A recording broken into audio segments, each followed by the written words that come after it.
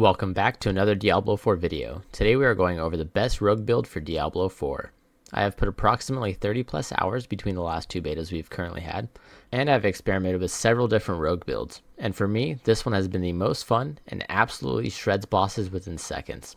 This build really has it all. It has great movement, AoE damage, and massive single target damage. If you want to keep up to date on the best builds in Diablo 4, make sure to leave a like on this video and subscribe to the channel, as I'll be making a lot more build guides once the game is fully released. Without further ado, let's get straight into the video. Alrighty, for your basic skill, you're going to put 1 point into puncture, and what this does is throws blades at a short distance, dealing 21% damage. Every third cast slows enemies by 20% for 2 seconds. Critical strikes will always slow your enemies. Then you're going to spec into the fundamental puncture tree. Puncture now throws 3 blades in a spread, each dealing 35% of its basic damage. Hitting an enemy with at least 2 blades at once will make them vulnerable for 2 seconds. Next, we have core skills, and this is going to be the most important part of your build. You're going to put all 5 points into twisting blades. This impales enemies with your blades, dealing 63% damage and making them take 8% increased damage from you while impaled. After 1.5 seconds, the blades return to you, piercing enemies for 100.8% damage. Next, you're going to want to spec into the advanced twisting blades tree. When your twisting blades return to you, your active cooldowns are reduced by 1 second per enemy they pass through, up to 3 seconds. This is going to give you insane cooldown reduction throughout all your abilities. Next, we're going to move on to our agility skills. You're going to put 1 point into dash, and what this is going to do is going to provide you with the ability to maneuver around the battlefield with ease. Next, we're going to put 3 points into the weapon mastery passive. This is going to gain a bonus when attacking based on your weapon type. For daggers, it's a 15% increased damage to healthy enemies, and for swords, it's 9% increased flat damage. We're going to pass straight through subterfuge skills and go straight for imbuement. The first skill you're going to want to get is shadow imbuement. This is going to imbue your weapon with festering shadows. Your next 2 skills will do shadow damage and infect enemies for 6 seconds. Infected enemies will explode on death, dealing 40% damage to all surrounding enemies. This is going to provide you with some insane AoE damage and make it easier to clear mobs. Now make sure you spec into the mixed shadow imbuement. Enemies damaged by your shadow imbue skills will take 12% increased non-physical damage for 8 seconds. This pairs really well with your poison imbuement. Speaking of poison imbuement, you're going to want to put 2 points into that. This is going to imbue your weapon with lethal poison. Your next 2 skills will do poison damage and apply 70% of their base damage as additional poison damage over 5 seconds.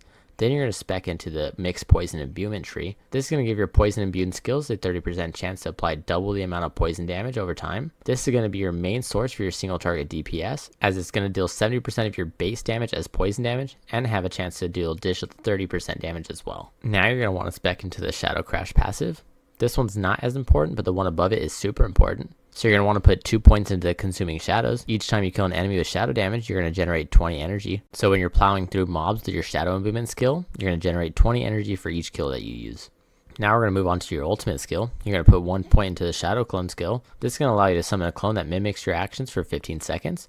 This shadow clone deals 60% of your damage and is a main contributor to your single target DPS. During the beta, we had access to 2 of the rogue specializations, the first one being combo points. Your basic skills now generate combo points. Core skills consume combo points for additional effects. This seems to have given you a lot more single target damage, but didn't fit the playstyle I was going for, so I went for inner sight. This randomly marks an enemy within your sight. Attack marked enemies to fill up your inner sight gauge. When it's full, you gain unlimited energy for 4 seconds. Combine this with your natural cooldown reduction from all of your skills. It really allows you to spam all your abilities in quick succession, and absolutely deletes bosses in seconds. The best thing about this build is you only need 1 specific item. So you're only going to be hunting for the Twisting Blades Orbit Apex. What this is going to do, it's going to allow your Twisting Blades to orbit you for a short amount of time after they return to you, dealing 24% of the Twisting Blades damage. This damage is also increased based on the distance that the blades travel to return to you. It can deal up to an additional 48% of the return damage. I'm going to show you the rest of my gear. It's not crucial to have this gear, but I just want to let you know what I have and how these synchronize well together so that you can plan your build in the future. My boots has the effects when becoming injured, while crowd control it grants you unstoppable for 4 seconds. This effect has a 24-second cooldown. This is great just in case you get into a bad situation and a boss CCs you. You'll be unstoppable for 4 seconds, not allowing you to be CC'd again.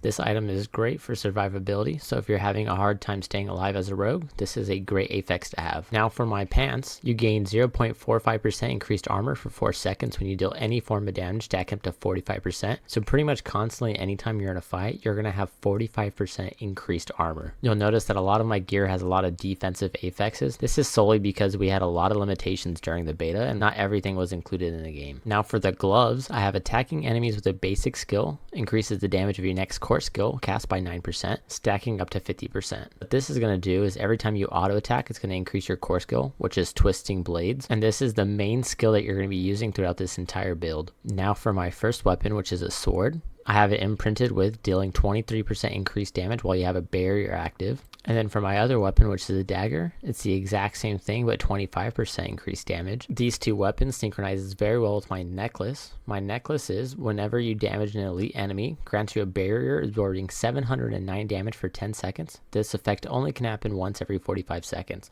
So anytime that this applies, my two weapons are going to do increased 48% increased damage to all of my skills. My next ring synchronizes very well with the rogue specialization inner sight. Once you have the full inner sight, Gauge will have unlimited energy for 4 seconds. The ring's affix is as follows. Skills deal up to 29% increased damage based on your available primary resource. For the rogue, this is going to be your energy. So when you cast a skill, you're going to receive the max benefit while your energy resource is full. So when inner sight is active and you have unlimited energy for 4 seconds, you're going to get the entire 29% increased damage to all of your skills for the entire 4 seconds. Now that we have gone over the skills and gear needed for this build, I want to talk about how to play the Twisting Blades Imbuement Rogue. I want to show you the combos for this class so you can use it to its full potential. Both your Shadow and Poison Imbuement, once activated, are going to apply to your next two skills. These two cannot be used at the same time. If activated right after the other, it's going to apply the last one you used. So make sure you're activating one, then using two skills before activating the second one. To get the most out of your Shadow Imbuement, you're going to want to apply it to your Twisting Blade skill. This is going to apply the Shadow proc on the initial stab, and it's going to apply it to all enemies it passes through. It's also going to apply it to your blades orbiting around you as well. This is going to proc Shadow on the most amount of enemies on one single skill. So the combo for AoE is as follows. You dash in, activate your Shadow Imbuement, then you use your Twisting Blades a minimum of 2 times, then dash immediately to the largest group of enemies that you see. This is going to kill the entire group of mobs due to the 40% explosion damage that the Shadow Imbuement applies upon death. The combo for boss fights is as follows. You dash in, use your clone, activate Poison Imbuement, use Twisting Blades twice, then you're going to activate your Shadow Imbuement and spam Twisting Blades until your Specialization runs out. Make sure to activate both Imbuments again upon cooldown, and keep doing this until you have defeated the boss. Thank you for watching this video, and I'll see you in the next one.